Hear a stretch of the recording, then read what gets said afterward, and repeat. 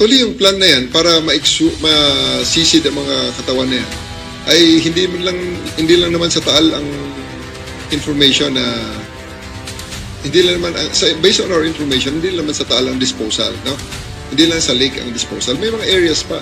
At yan naman ay mga ini-examine na namin. Bago mangyari yung mga krimen na yan, nag-usap-usap yung mga yan. Mayroong ibang ayaw pumayag, pero majority yung pumayag. Ang sabi nga ni Mr. Atongang, kung hindi natin gagawin ito, babagsak yung negosyo natin.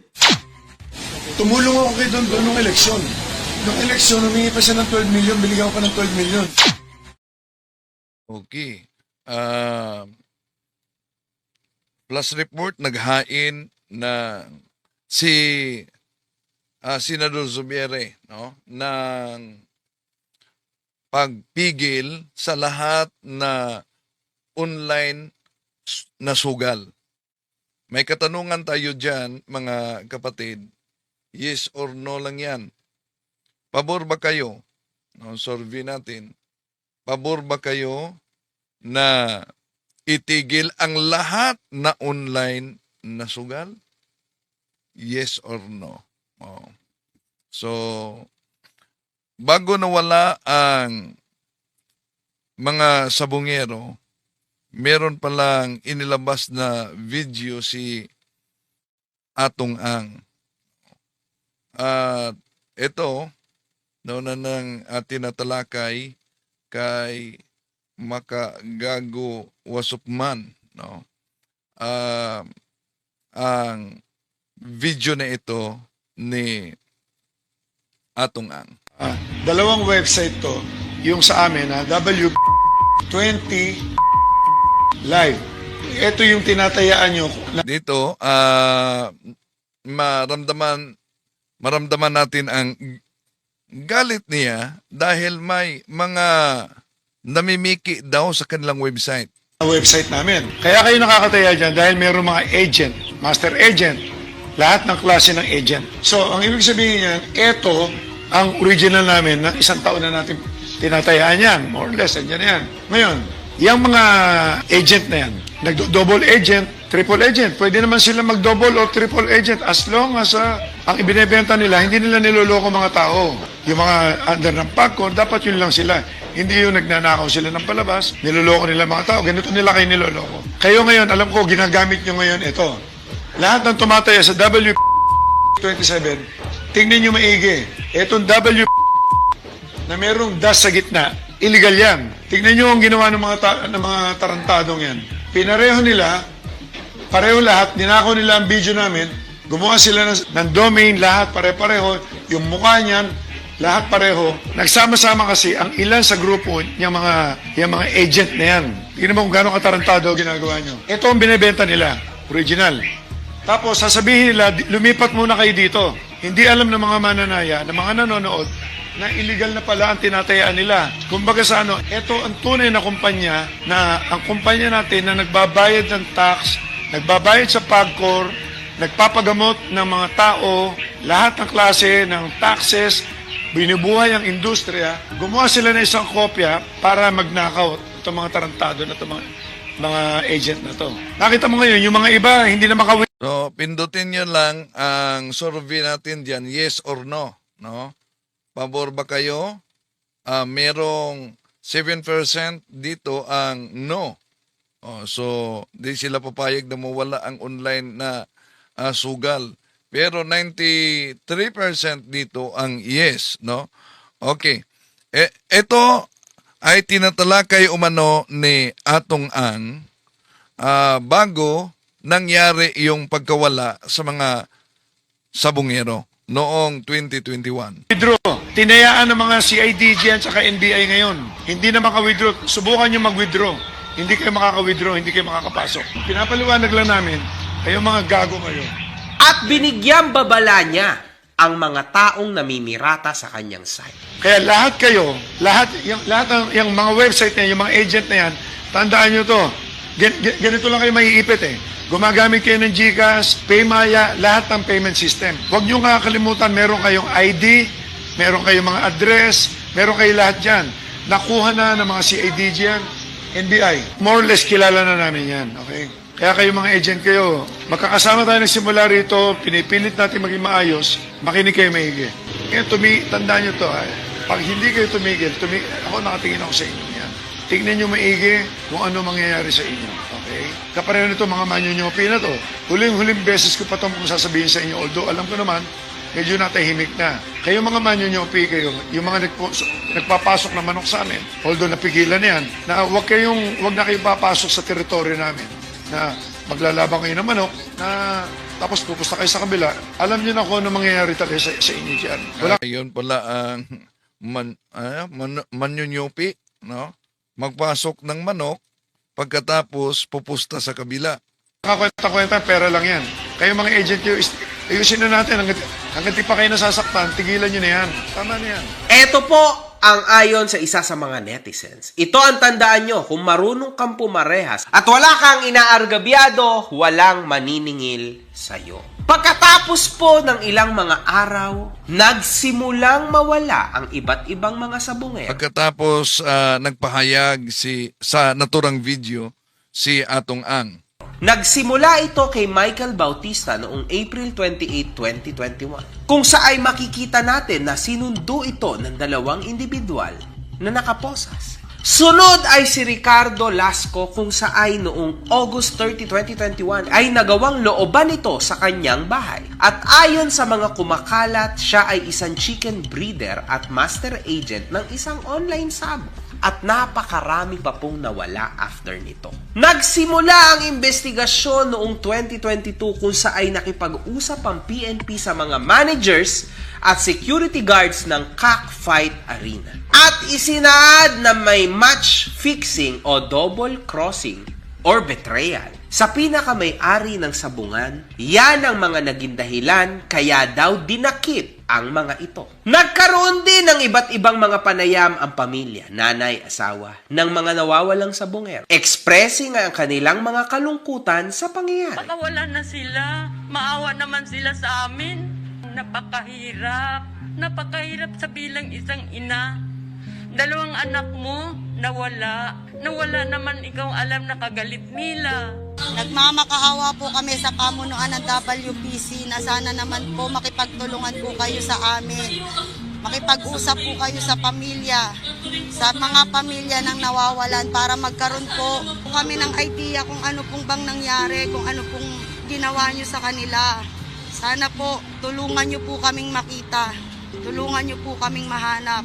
Sa dulo ay sumatotal na 34 ang mga sabungeros na nawawala. Ang Senado, chaired by Senator Bato de la Rosa, nag-file ng isang resolution kung saan ay hinimok nito ang PAGCOR na isuspindido ang mga operasyon ng isabo. Isa sa mga kapatid ng missing sabungeros ay sinabing ang mga armadong tao na nanloob ng bahay ng kanyang kapatid ay pinakilala ang kanilang mga sarili bilang NBI agents. At nagpakita pa di umano ng search warrant sa kasong large-scale estafa. Ayon kay Senator Bato de la Rosa, website cloning or spoofing ang dahilan ng pagkakawala. Noong March 16, nagbigay ang mga pulis ng 8 suspect at isa rito ay si Mr. Atong Ang. Pinatawag si Atong Ang sa Senado especially dahil kumakalat ngayon na nagawang video nito ukol sa pagbibigay babala niya sa mga taong dinudugas ang kanyang site.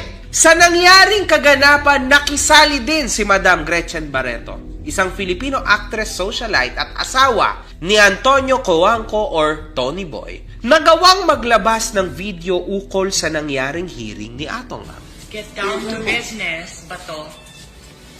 Stop grandstanding. Just get down to the investigation.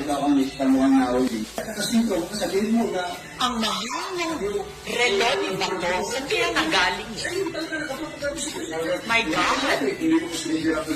A senator has that watch. Oh my gosh. How did Bato ever become a senator? Tignan mo yung line of questioning niya. Kailangan talaga lawyer ang mga nakaupo. People, vote wisely. Don't vote Bato. My gosh. Dapat sa'yo, game show. Tumatalpak kasi kung si Bato na to Bato, ilabas natin yung mga talpak mo kaya. Alam ko may balance to sa'yo, Kate, no? Kate Villalon, the truth will come out, Bato, soon.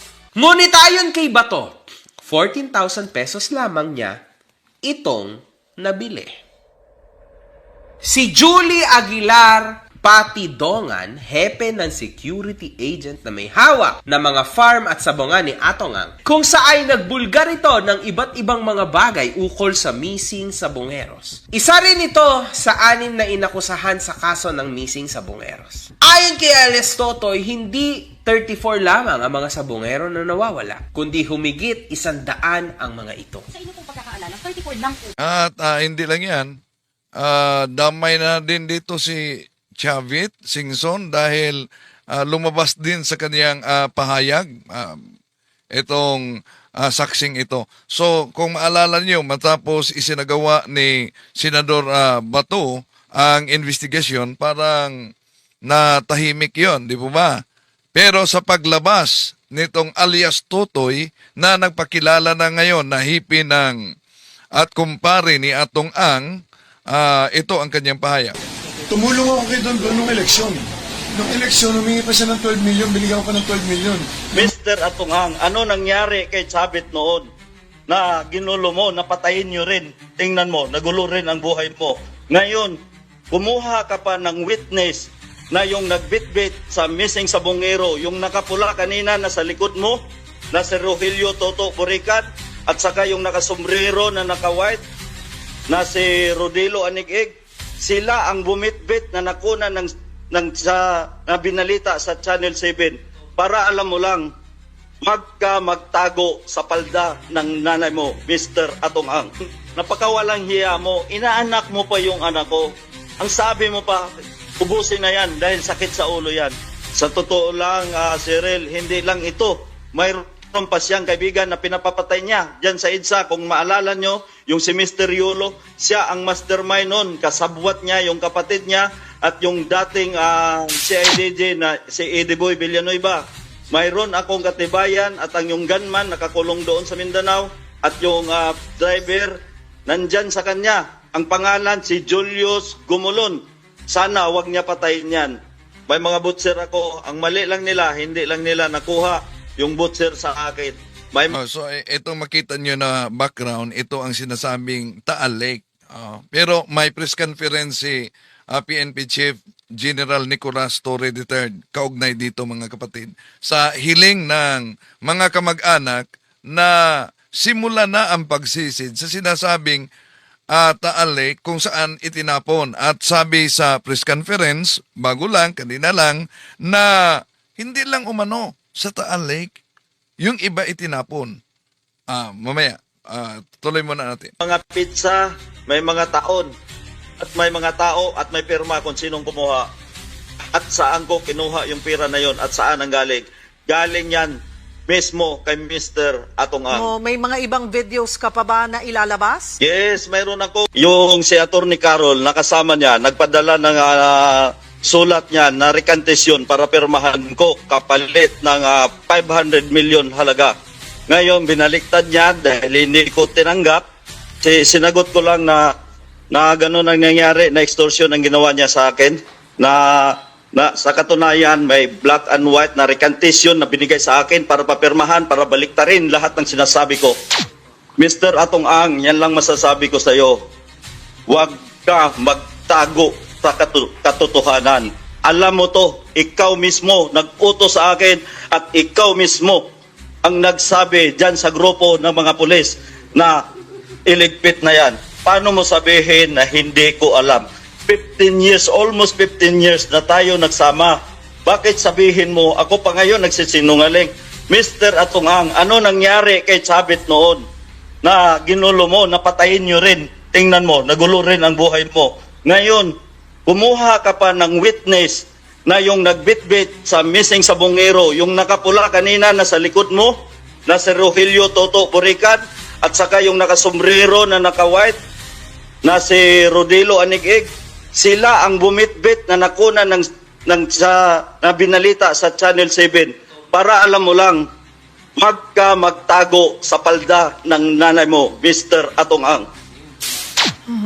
Ang sinasabi ho nila ay kayo ang nangingikil sa kanila at 300 million pesos at nag-iikot daw ho kayo para nga doon. At mayroon din daw silang mga pruweba and mga messages and pieces of evidence na makapagpapatunay na kayo ay nangingikil.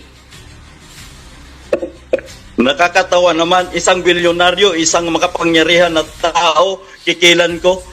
Ubod ng sinungaling yan, Sirel. Alam mo na yan. Kaya katulad ng sinabi ko kanina, ang ganyang mga witness against sa akin, yun yung suspect na bumitbit ng dalawa ng nawawalang missing sa bungero. Yun yung si Rodelo Anigig at si Toto Roger Burican. Yung nakapula kanina, yan yun. Kaya kong patunayan at mayroon akong lahat ng sinuot niyan at may tato yan sa paa. Kahit tingnan nyo yung video, may tato sa paa yan si Rogelio Toto Roger Burican. Simula noon na tinatawagan niya ako na nagmamakaawa siya sa akin, simula noon na nirecord ko ang mga sinasabi niya, hindi na yan tumatawag sa akin at hindi na nagtitext kasi gagamitin ko against sa kanya yung mga sinasabi niya. Nalaman niya, nakiusap niya sa akin na doon, mahal na kita bilang anak na kita. Sunduin kita sa airport, ako na mismo magsundo sa iyo, ayusin natin to. Ang galing niya magsinungaling. Nanghingi daw ako sa kanya para daw sa panganganak ng asawa ko. Mr. Atong Ang, may pera na rin ako dahil sa negosyo natin. Hindi, kahit kailan, hindi na ako magmamakaawa sa'yo. Hindi ako magmamakaawa sa'yo dahil ang pinaglaban ko dito, buhay ng pamilya ko, Mr. Atong Ang.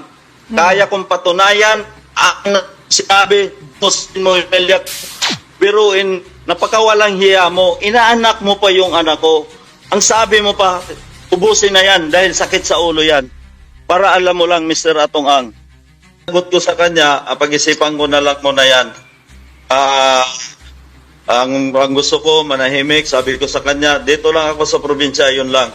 Ngayon, hinahamon niya ako na puro kasinungalingan ng sinasabi ko.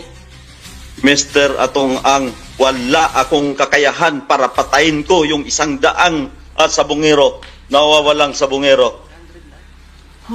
Dahil isa kang siguro, sugo. Sa totoo lang, Cyril, hindi lang ito. Mayroon pa siyang kaibigan na pinapapatay niya. Diyan sa EDSA, kung maalala nyo, yung si Mr. Yulo, siya ang mastermind nun. Kasabwat niya, yung kapatid niya, at yung dating CIDJ na si Eddie Boy Villanueva. Mayroon akong katibayan at ang yung gunman nakakulong doon sa Mindanao at yung driver nandyan sa kanya. Ang pangalan si Julius Gumulon. Sana wag niya patayin yan. Yun mismo ang driver ng gunman. 100 sa bungero na ang sinasabi mo na pinapatay. 108. At saka, may latest na pinatay nila, yung sa nagnakaw ng manok, dyan sa Lipa. Alam nun, pati yung hipe, sabi nga nung hipe, kasi kaklase yan nung polis na pumatay. Tuwagan ko siya, akala ko ba, boss, tumigil ka na sa patayan. Sabi niya sa akin, hindi ko alam yan. Ngayon, yung pangalawa na nagnakaw din doon sa Siniluan, kahit imbestigahan nyo sa police station. Isa ang nakuha nila, napatay nila yon na itapon din sa talik, pero mayroong isang nakatakas. Alam ng buong Siniluan yan na mayroon siyang pinadukot at mayroon nakatakas. Okay. Pinipilit niya ako, nabayaran niya ako, gawin niyang 500 million, una, sinabi niyang 300 million. Ngayon, hindi kaya ng konsensya ko. At buhay na ng pamilya ko ang nakataya dito. Sa tingin niya, kaya niya ba akong lukuhin? Kaya ako, nanawagan ako sa ating PNP chief na si General Torre at saka kay DOJ Remulla. At sa mahal kong nating Pangulo, ito na ang pagkakataon, mahal na Pangulo, tulungan nyo naman ako sa sitwasyon na ganito at alam ko, hindi basta-bastang tao itong kaharap ko ngayon. Puro kasinungalingan lahat ng mga sinasabi niya. Kaya sabi ko nga kahapon, nung nag-interview, mayroon siyang ipapile ngayon, parang kinasuhan niya yung sarili niya. Paano nakarating, paano nyo napag-usapan yung sinasabi mong in-offer sa'yo na 500 million pesos? Yung si Attorney Carol na nandyan, kasama niya kanina sa pag-interview, yan ang inuutosan niya. May kopya sa akin. 2 beses ako pinadalhan. Nung una sabi ko, hindi ako papayag. Pangalawa, binago niya. Kaya itong sinasabi ko, 2 kopya ang nasa akin. Ngayon, hindi ako nagsisinungaling. Alam ng Panginoon yan na ginawa niya sa akin yan. Ang gusto niya, katulad ng sinabi niya kanina, binaliktad niya pa, ang gusto niya, tanggapin ko na yung offer niya at lumayas na daw ako. Punta na lang daw ako sa ibang bansa at ayusin ni Attorney Carol. Yan si Attorney Carol, kasabwat yan sa patayan. Si Alan Bantiles, yan yung isa na tumulong sa akin nung abroad. Pinalayas ako niya ni Mr. Atong-ang. Mayroon akong fake passport na kinuhaan niya ako. Hawak-hawak ko ngayon. Kami, si Alan, si Mr. Brown, yung inutusan niya na sumama sa akin sa Singapore. Ngayon, ginamit niyang tulay para makarating sa akin lahat ng gusto niya pangyayari. Kaya ngayon, mag-usap rin kami ni Mr. Brown na ganun ang ginagawa niya. Nakakahiya yung ginawa niya. Ano ang susunod mong aksyon ngayon ngang 5 kaso ang isinampa sa'yo ng company Atong-ang? Nandiyan ang kabilang ang extortion, attempted robbery at homicide. Cyril, kaya kong sagutin yan. Yung ginamit niyang mga witness, yan yung suspect na bumitbit sa nawalang sabungero. Yung 2 niyan, alam ko yan ang ginamit niya nga witness. Si Rogelio, Toto, Roger, Purikan, Bakla. At saka si Rodilo Anik-Ik. Yung nakasombrero na pula, yan yun.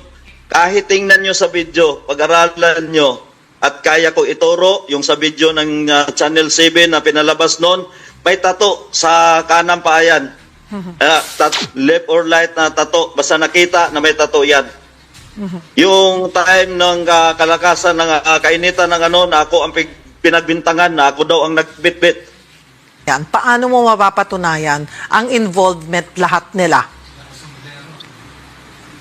Cyril, katulad ng sinabi ko, almost 15 years na mahigit ako sa kanya. Lahat ng sikreto niya alam ko dahil pinagtiwala niya lahat sa akin. Hindi ko magawa lahat ng sinasabi niya kung wala siyang utos.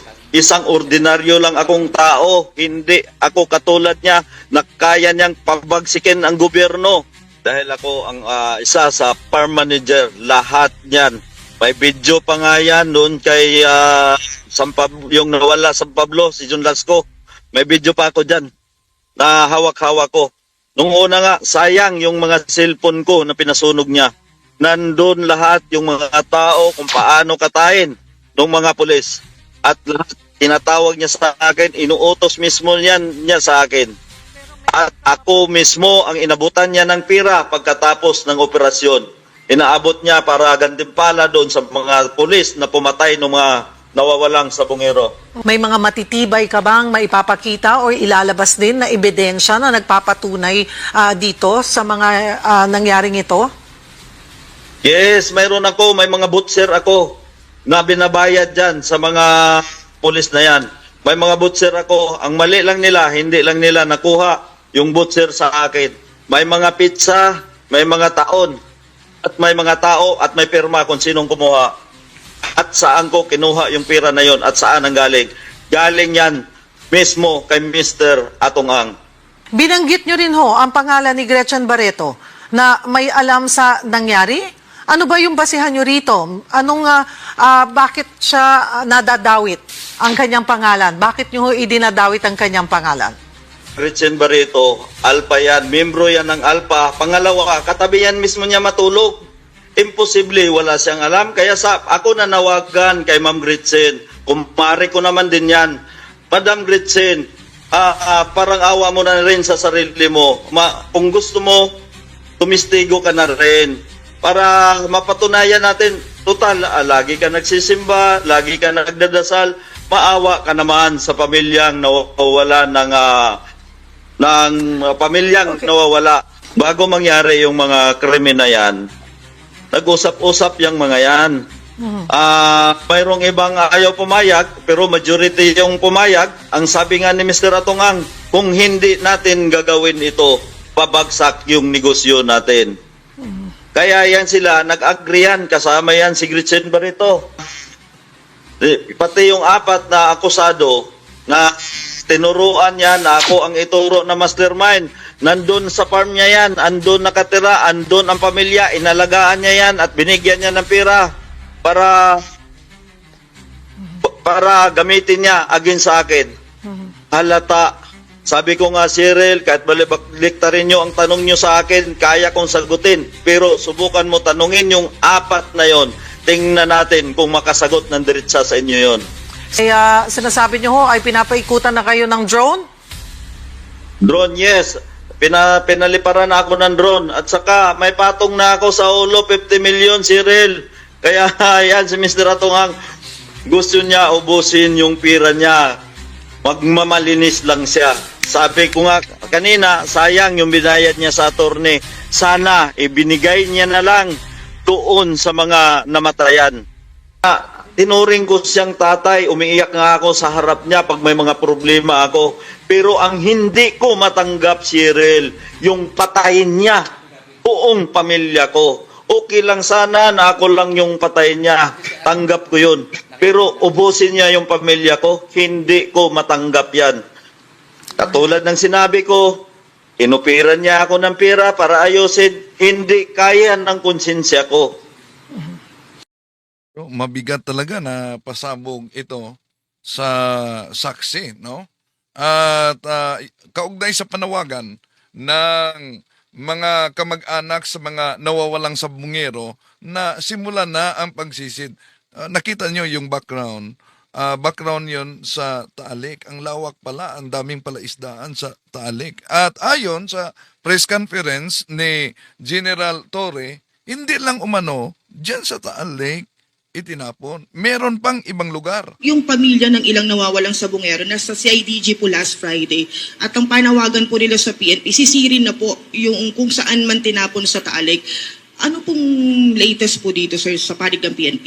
Actually, yung plan na yan para masisid ang mga katawan na yan ay hindi lang naman sa Taal ang information na hindi lang naman based on our information, hindi lang naman sa Taal ang disposal, no? Hindi lang sa lake ang disposal. May mga areas pa. At yan naman ay mga ini-examine na namin. Pwede po bang malaman kung saan po ito? Province, regions? Sir? Tinutaguan natin muna para pag sinabi ko, di hinukay na kaagad nung mga gumawa nun. Sa tulad pagpapasensya nyo. Pero ang totoo niyan is, hindi nga natin to, we are leaving no stones unturned here. May, aside sa Taal Lake, may mga iba pang mga ina-identify ang iba nating mga witnesses kung nasaan posibleng didispose ang mga katawan, allegedly didispose ang mga katawan, itong missing sabungeros. At ito ay hinahanap namin. Ito ay pinupuntahan at well, may sinasabi, sinunog. May mga sinabi, binaon. Okay? So, malalaman natin yan pag na-recover na natin ang mga katawan. Yun. May ibang lugar, maliban sa Taal Lake na sinabi, pero off the record muna. Dahil ayon kay General Torre, baka huhukayin daw. So, sana na ang totoong utak dito ay madagot talaga at mabigyang hostisya. So, kaugnay sa ating katanungan, kung pahayag ba kayo dahil may hakbang ng ginawa si Senador Subiere, kanina pa lamang mga kapatid, na ipahinto ang lahat na online na sugal. At maliban sa online na sugal na tinatawag nilang legal, meron ding mga illegal na sugal, di ba ma? At isa na sa mga illegal na sugal. Iwan ko kung nakarating sa inyong lugar, sa inyong barangay. Yung tinatawag na video karera, mga bata ang tinatarget niyan. At yung video karera machines ay puno-puno yan ng mga barya. Yeah? So, batay sa survey natin mga kapatid, ito ang lumabas ngayon. Sa katanungang pabor ba kayo na ihinto ang lahat na online na sugal? May 92% ang nagsabing yes. Samantalang 8% naman ang nagsasabing no. Tutukan natin ito dahil hindi pwedeng sasabihin lang sugal lang yan. Dahil itong sugal na ito ay isang malaking problema. Hindi lang sa pamilya, pati na sa ating bansa. At may mga malalaking tao talaga na nasa likod dito. Ang tanong, makikita ba yung mga nawawalang sabungero? Mananagot ba ang dapat mananagot? Abangan ang susunod. Maraming salamat po. Hanggang sa muli, itong inyong lingkod, Brad Brindel Talibong.